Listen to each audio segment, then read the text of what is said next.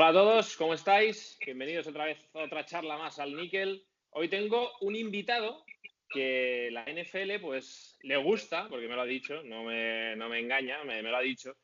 Pero quiero tocar un tema que a mí me interesa mucho, que a mí me llama la atención desde hace tiempo y que creo que tengo al invitado idóneo para esta charla. Hola Álvaro, ¿cómo estás? ¿Qué tal? ¿Todo ¿Qué bien? tal, Rubén? Muy bien. ¿Cómo Encantado de llevas saludarte. el confinamiento? ¿Todo controlado? Sí, bueno, bien, pues de salud. Mi familia, tanto mi familia como aquí en casa estamos todos bien, que eso es lo importante, y por lo demás, pues supongo que como todos, pues un poco harto ya y con ganas de recuperar cierto atisbo de normalidad. Y digo atisbo porque hasta que podamos recuperar la vida Sí. de antes, no sé ni el tiempo que va a pasar.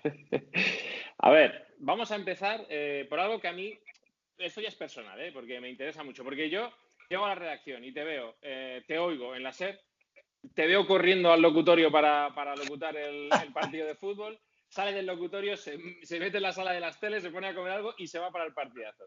Y yo digo, como comentarista puro, porque al final eres uno de los espejos a los que yo me quiero fijar.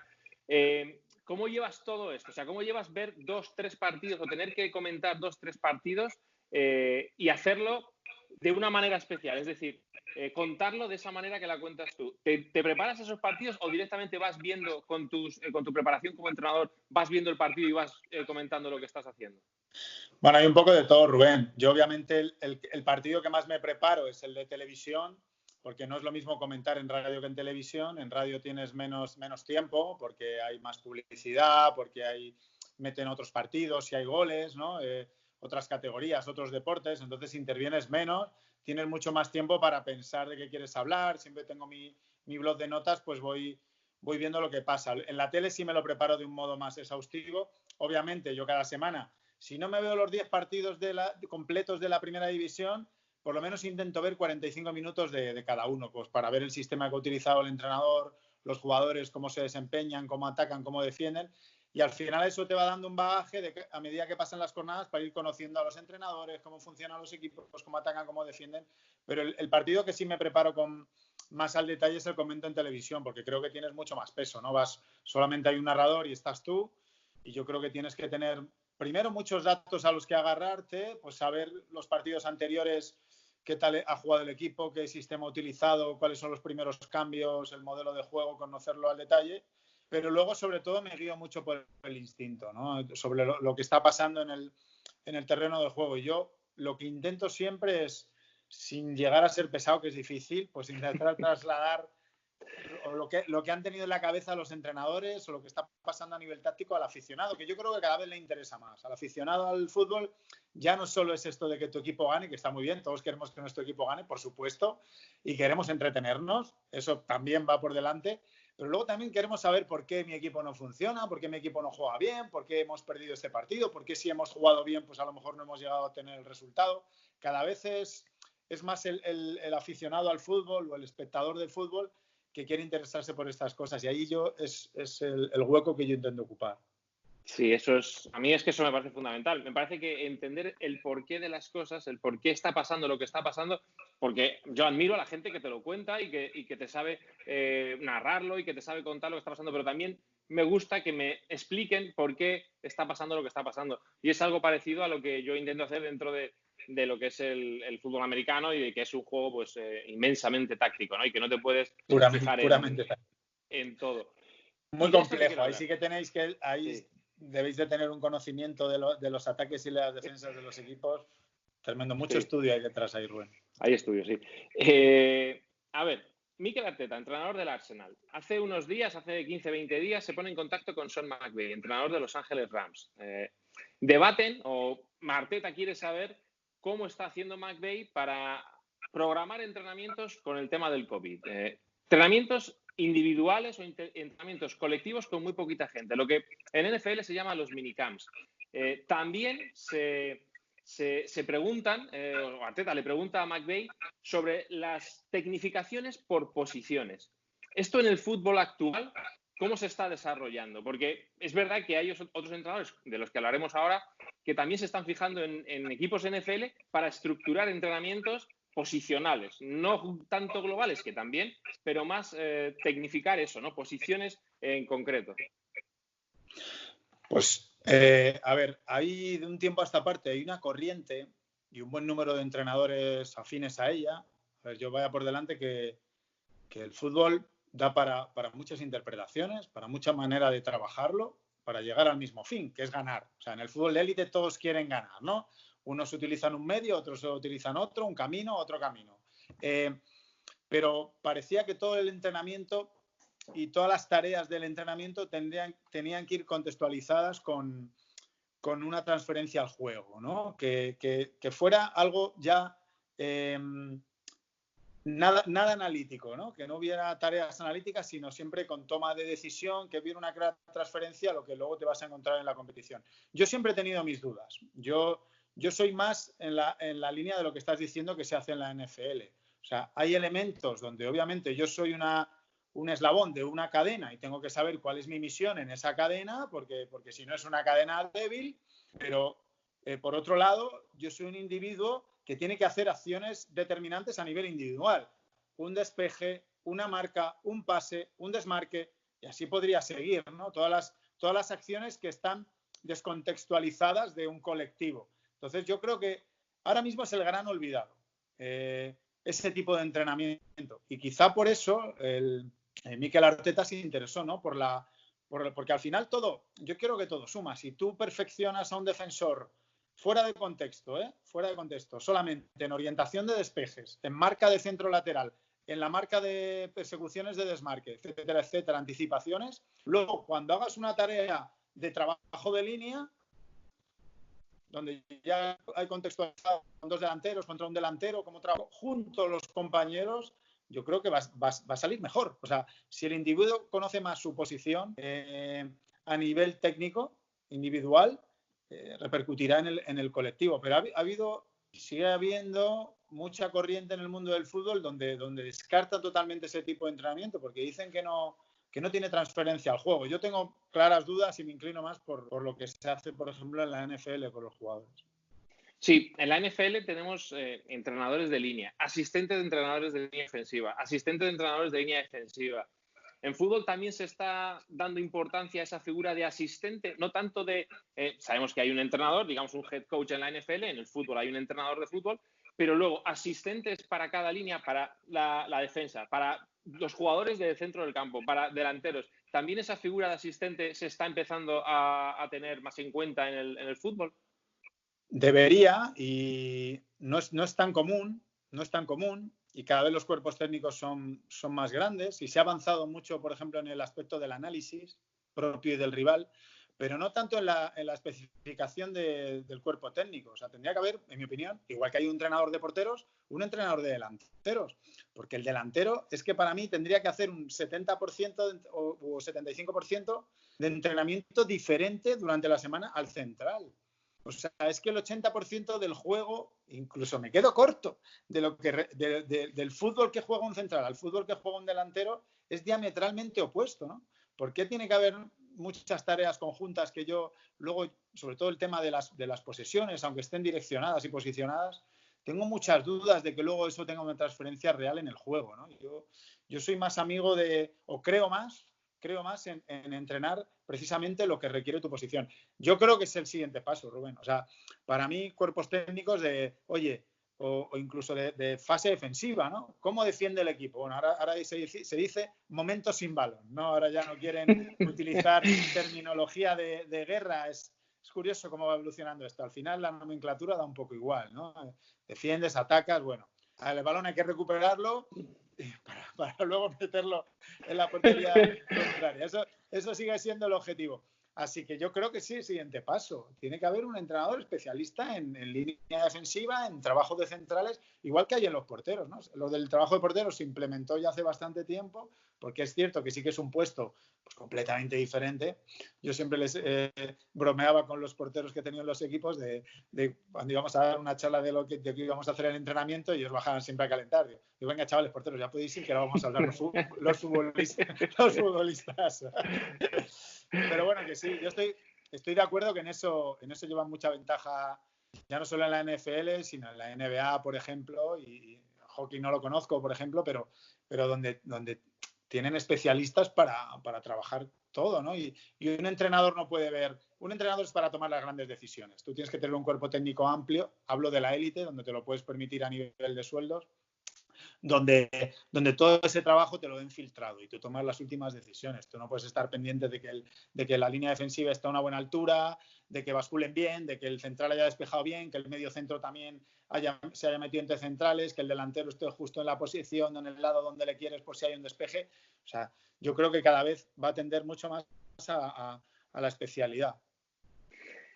Otro nombre que te doy de entrenador, Gareth Southgate, seleccionador inglés en el último mundial, llegan a semifinales y hay mucha gente que le pregunta, ¿no? Porque tienen un gran poder en los corners, en el balón parado. Y le preguntan, ¿no? Y él dice, yo he estado yendo a Estados Unidos, he estado viendo entrenamientos de Patriots, he estado viendo entrenamientos de Seahawks, de los Minnesota Vikings, he estado en 2 Super Bowls. Lo primero que dice es que se fijó en la manera en que los jugadores, los técnicos y demás de NFL y de NBA se comportaban con los medios, que es totalmente opuesto, es totalmente contrario a lo que sucede en el fútbol europeo, ¿no? No vamos a decir totalmente, pero que sí hay una gran diferencia. Esto, bueno, me importa menos de lo que me podría importar, pero sí que me dice que hay algo que a él le gusta y son los patrones en el ataque, por ejemplo, ¿no? En el fútbol europeo. En el fútbol americano hay conceptos de rutas. El ataque junta 2, 3 rutas de receptores para generar un espacio para recibir el balón, para que el quarterback pueda lanzar el balón y uno de los receptores esté solo, ¿no? Pueden utilizar 2, 3 rutas diferentes, hasta 4, las que sean. Y él decía que en el fútbol actual él buscaba eso, patrones de ataque, es decir, que haya movimientos en el ataque, que cuando el que tiene el balón, el poseedor del balón, levante la cabeza, haya un jugador en el sitio indicado. ¿Esto se utiliza tanto en el fútbol? O sea, ¿es a simple vista tan fácil de ver o no se trabaja tanto como nos estaba contando el bueno de Gareth? No, a ver, lo primero que estoy de acuerdo es el seleccionador actual, ¿no? Sigue siendo, ¿no? De la creo que sí, creo que sí. El tema del tratamiento con la prensa, y te lo doy muy breve. Yo creo que ahí en Estados Unidos hay una conciencia muy clara de que estás invirtiendo en ti mismo, en tu liga, ¿sabes? Entonces, yo creo que al final el trato con la prensa es como que es casi una obligación, incluso una inversión que haces en que tu liga cada vez tenga más dimensión y eso repercute en tu bolsillito, ¿no? Yo creo que ellos tienen una visión muy corporativa en cuanto a eso y aquí no, aquí parece que el futbolista es un derecho de nacimiento adquirido y que el resto de la sociedad le debemos pleitesía, ¿no? Entonces, aquí es verdad, es un poco así a grandes rasgos. No tienen ese sentido de corporativismo con la liga, de decir, oye, pues cuanto más grande sea este producto, cuanto más grande sea mi club, pues seguramente mejores contratos yo tendré. Si en vez de exportar la liga a 120 países, lo exportamos a 180, pues tendremos más dinero todos. Bueno, ese cambio de mentalidad es difícil, ¿no? Porque tiene mucho que ver con lo sociocultural del futbolista desde que crece. Luego, lo otro, en el fútbol se trabaja poco y te pongo un ejemplo muy claro. Yo veo poquísimos equipos, veo muchos equipos donde está trabajado al detalle la presión, posicionamiento en el bloque medio, posicionamiento en el bloque bajo, ataques en transición, balón parado, la defensa del centro lateral, saque de meta, inicio de juego. Y luego hay como una regla no escrita de que 3/4 de campo para adelante ya es el talento del jugador. Y yo se me he preguntado últimamente por qué. Yo con mis amigos entrenadores con los que hablo y siempre nos hacemos, pues eso, en qué se puede mejorar el juego, siempre nos hacemos estas preguntas, en qué se puede mejorar el entrenamiento y que tenga una relación clara con la competición. Y es los movimientos en última zona. Yo este año he visto a un equipo, no voy a decir cuál es, que me ha tocado hacerlo algunas veces en tele, y que es el tipo luego me lo dices, luego fuera me lo dices. Vale. Trabajadísimo hasta 3/4 de campo y sin balón, es un equipo trabajadísimo, muy esforzado y tal, y le faltan argumentos, le faltan automatizaciones o soluciones, herramientas, llámalo como quiera, de 3/4 de campo hacia adelante. Debe ser que hay de esos entrenadores que dicen, bueno, aquí, como ya he hecho llegar el balón a una situación de relativa ventaja a mis jugadores de talento, a mis atacantes, allí que decidan ellos. Y yo creo que no, que lo que tú dices, pero eso es lo más difícil de entrenar, que un jugador realice, y además tiene mucho que ver con la inteligencia y la comprensión del juego del futbolista. Que yo sepa que si me muevo aquí porque mi compañero está allá, es para que un tercero reciba solo aquí, es altamente complejo, ¿eh? O sea, es muy complejo de verdad. Y además, claro, que como yo me decían muchos entrenadores que yo he tenido, y una cosa que me decía Solari, también Santi Solari, que cuando hablábamos, que dice, la pizarra lo sostiene todo. O sea, quiero decir, esta ficha se pone aquí. Claro, en la pizarra el contrario siempre hace lo que yo quiero, ¿sabes? Pero es que en la competición el contrario, que no es gilipollas, dice, uy, este me va a marcar aquí, pero no le voy a seguir porque el peligro lo tengo aquí, ¿no? Por eso es difícil, pero yo creo que es una de las cosas, uno de los grandes objetivos de la evolución del fútbol, de los entrenadores para mejorar ese juego, sobre todo en posiciones de ataque. Hemos visto una evolución defensiva gigante en estos últimos años. Es una realidad. La disposición táctica de los equipos para recuperar la pelota, para encontrarle sus agujeros, sus debilidades, es muy difícil ganarle ya a cualquier equipo, de cualquier categoría. Pero en ataque todavía hay caminos por recorrer. Porque además, claro, tú al Fekir de turno o al Vinicius o al Benzema, por ponerte unos ejemplos, o al Neymar, no, es que tienes que hacer, cuando la tenga aquí, cuando la tenga Kroos, tú te tienes que poner aquí, vamos a liberar las citas.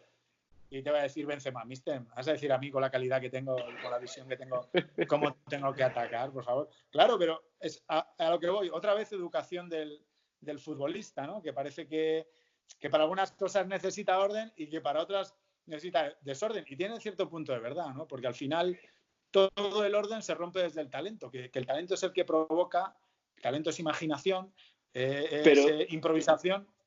Eso también es lo que decía Southgate, que decía, nosotros queremos pintar, él decía pintar un cuadro, ¿no? Nosotros queremos que el jugador reciba en una zona del campo para que luego él genere con su talento individual. Él ponía el ejemplo del running back, ¿no? Decía, le dan el balón al running back en fútbol americano y él cuando ve a la gente acercarse tiene que utilizar su talento atlético, talento innato. Exacto, para evitar esos tackles, para evitar esos placajes y seguir avanzando. Y decía, y él ponía un ejemplo de un extremo, decía, nosotros tenemos que mover el balón, movernos todos en conjunto para que el balón cuando le llegue al extremo tenga que, con su talento individual, superar a un hombre, jugar uno contra uno. Entonces, no me parece tan descabellado, ¿no? En el mundo del fútbol, que sé que es más complicado. Pero eso sí se hace, Rubén, ¿eh? Eso, perdona que te interrumpa, eso sí se hace. O sea, tú tienes herramientas, hay muchos equipos que tienen herramientas para liberar en función de a qué jugadores, en qué momento, ¿no? Yo creo que si tienes a Hazard en tu equipo, o a Robben, o a Neymar, o a Messi, ¿no? En el Barça, obviamente, tendrán que trabajar cómo liberar a Messi en la zona donde él es dañino, es fundamental.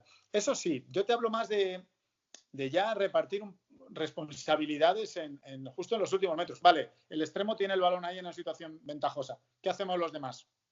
¿Cómo nos movemos? Puede parecer una locura lo que estoy diciendo porque claro, igual que para inicio de juego, yo te digo que hay equipos, el Barça de Setién, sin ir más lejos, me gustaría preguntarle a Quique y a Eder cuántos inicios de juego tienen diferentes en relación a la presión. Seguro que tienen infinidad. Y me gustaría preguntarles que cuando tiene el balón Messi en 3/4, claro, que cuántas soluciones tiene alrededor. Y seguro que allí dicen, no, ahí ya que el jugador, claro, que es algo que está muy establecido y que para mí todavía se puede dar algún paso. No hablo de coartar totalmente, o sea, no totalmente, ni un poco el talento, ¿no? Sino favorecerlo, sino crear situaciones espaciales que favorezcan todavía que el jugador de talento tenga más tiempo y más espacio para tomar una buena decisión o para crear una situación de gol. Te doy otro nombre. Y esto me viene a colación por un artículo que sacó Abraham Romero, un amigo que trabaja en El Mundo, un periodista, que hablaba del Mundial Femenino de Fútbol, ¿no? Y habló con Jorge Vilda, el seleccionador español.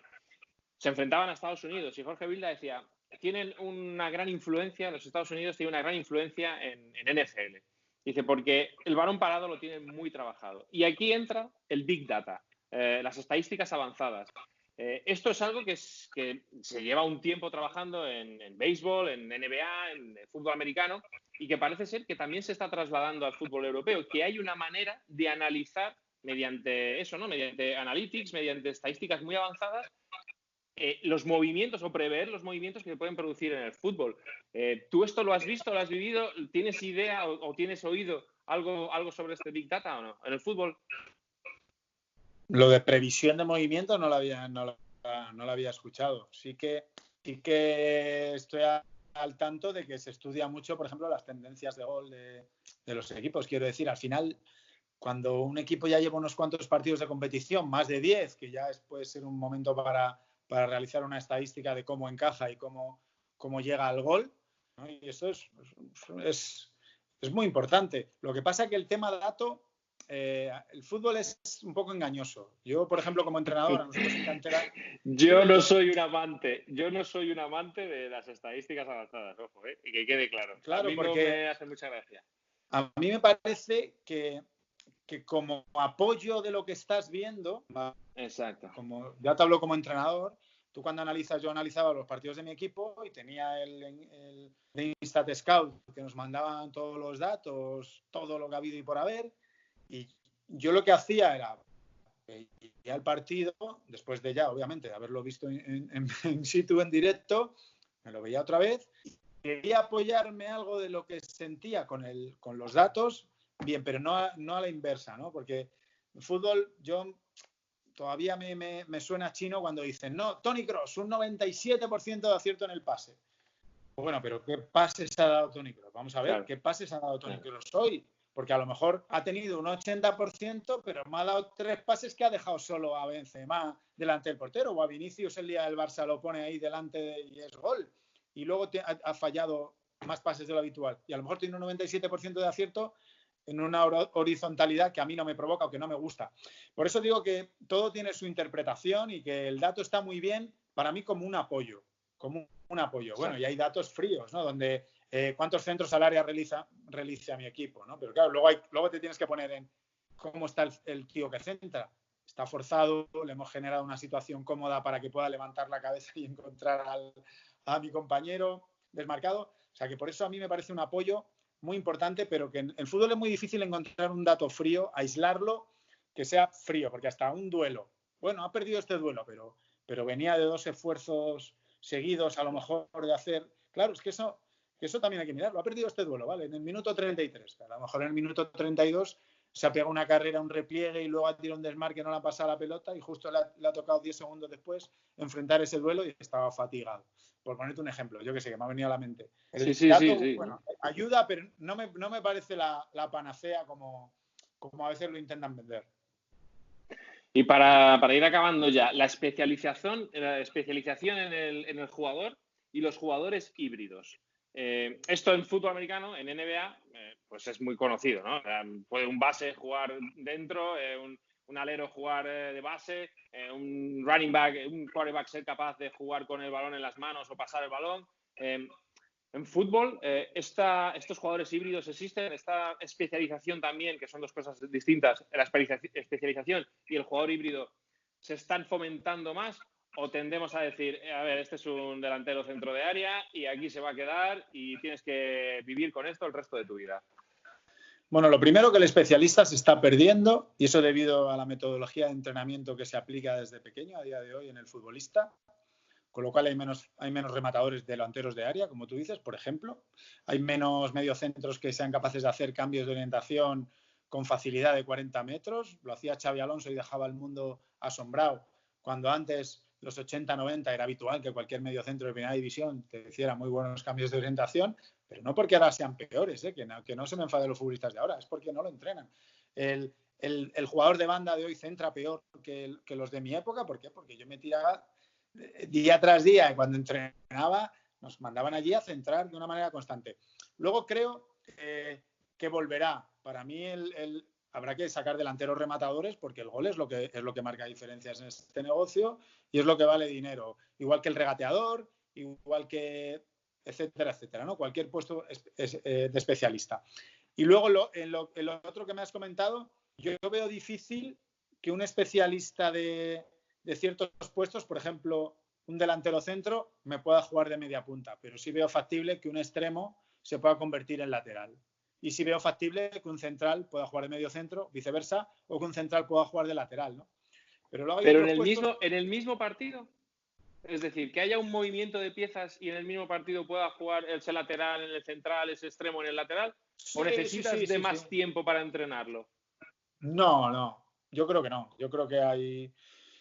El que tiene buena comprensión del juego puede jugar casi todo. Yo siempre el ejemplo lo utilizaba en Raúl. O sea, Raúl, que claro, la gente no lo conoce como yo, a pesar de que le han visto muchísimo jugar. Yo llevo jugando con él desde los 14 años y eso yo siempre decía, si a Raúl le pones de central, va a jugar bien, porque tenía el fútbol en la cabeza. Raúl ha jugado de centrocampista muchísimas veces, el año de Capello, algún año más, y ha jugado muy bien de centrocampista, porque tenía el fútbol en la cabeza. Esos futbolistas que entienden perfectamente lo que requiere su posición, ¿no? Al final el fútbol tiene su parte muy, muy, muy especial a lo mejor de cada posición, que sí que hay que conocer, pero luego tiene ciertos momentos del juego que debes conocer si conoces el juego. O sea, si eres un jugador que te interesa el juego.